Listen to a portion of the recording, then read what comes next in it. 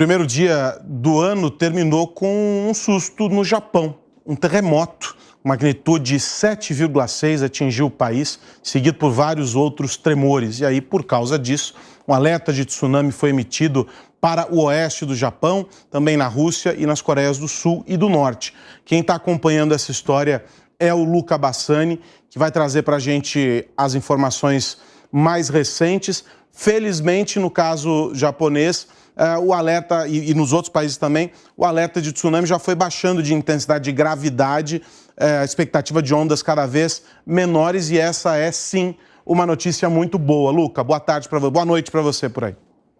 Boa tarde a você, Carlos, a todos que nos acompanham aqui no 3 em 1. Realmente, o primeiro dia do ano começa com um grande susto para os japoneses, que já estão habituados com terremotos e também tsunamis por conta de estar em uma região sismicamente, geologicamente muito ativa, né? O Círculo de Fogo do Pacífico. Esse terremoto de magnitude 7,6 acabou afetando a parte oeste do Japão, da ilha de Honshu, mais ou menos na altura da península de Noto, uma região que é relativamente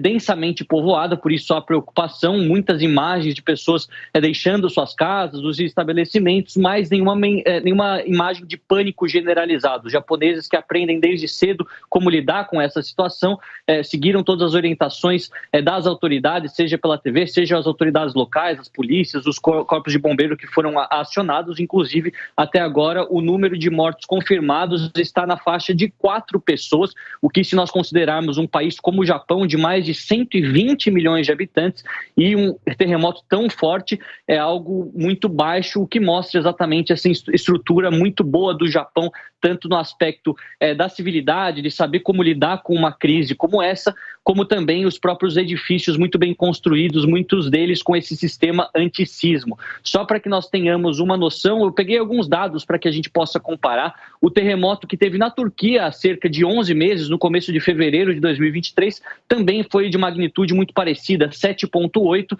e naquela ocasião, entre Turquia e Síria, foram quase 60 mil mortos, sendo que grande parte das cidades foi completamente destruída pelas construções não seguirem as normas antissismo que deveriam estar sendo colocadas em prática. No próprio Japão, nós tivemos aquele terremoto em 2011, na magnitude bateu os 9 graus, e neste ponto a gente vê que foram 20 mil mortos, e o acidente nuclear de Fukushima, algo que desta vez qualquer instalação nuclear estando comprometida ou com alguma ruptura ou com alguma inviabilidade para o seu funcionamento, isso foi dado como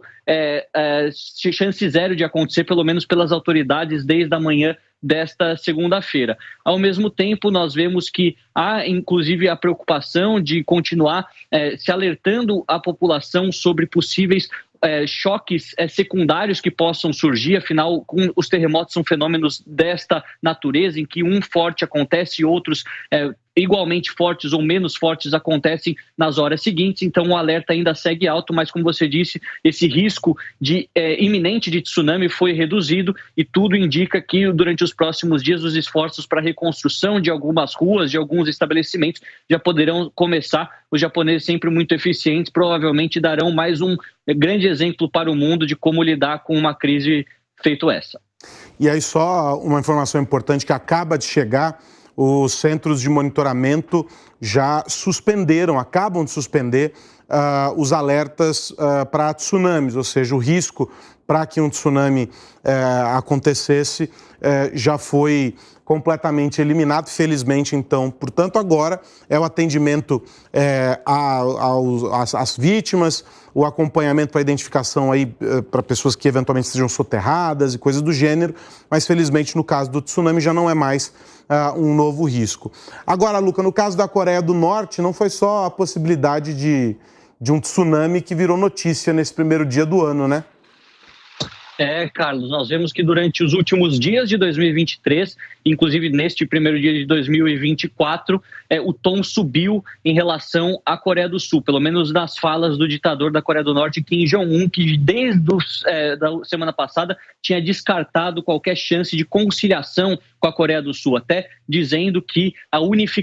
reunificação da Península Coreana não é um objetivo, porque ambos são vistos como inimigos, tanto os coreanos do norte para o sul, como os coreanos do sul para o norte. Isto também vem em meio a novas falas de Kim Jong-un sobre o lançamento de mais 3 satélites espiões que podem ser utilizados para observar bases militares na região da Ásia-Pacífica, até mesmo nos Estados Unidos, e no momento em que os exercícios militares, conjuntamente do Japão, Coreia do Sul e Estados Unidos, mais do que dobraram durante o ano de 2023. Segundo Kim Jong-un, o país estaria se preparando para uma guerra, os países aliados dos Estados Unidos estariam preparados para uma guerra, e os norte-coreanos deveriam também acelerar o seu processo de preparação para a guerra, inclusive colocando armas nucleares à disposição do governo de Pyongyang para atacar os seus inimigos. Essa fala ela é muito forte, nós sabemos que falas semelhantes já aconteceram no passado sem nenhum efeito prático, mas se nós observarmos quanto foi investido no setor bélico pelos norte-coreanos durante os últimos 3 anos, principalmente com o lançamento desses satélites espiões, com melhor capacidade de fazer um monitoramento dos treinamentos militares realizados pelos Estados Unidos naquela proximidade, isso obviamente que eleva a tensão, principalmente se lembrarmos que no plano internacional, tanto o governo de Moscou, da Rússia, quanto o governo de Pequim, da China, são aliados da Coreia do Norte, e no caso de uma guerra regional generalizada, eles teriam 2 fortes aliados, isso tratando sempre das hipóteses ainda, mas obviamente que isso eleva o nível de tensão do mundo já no primeiro dia do ano. É isso, Lucas, você continua mobilizado por aí, a gente volta a falar logo mais aqui na programação da PAN. Um abração.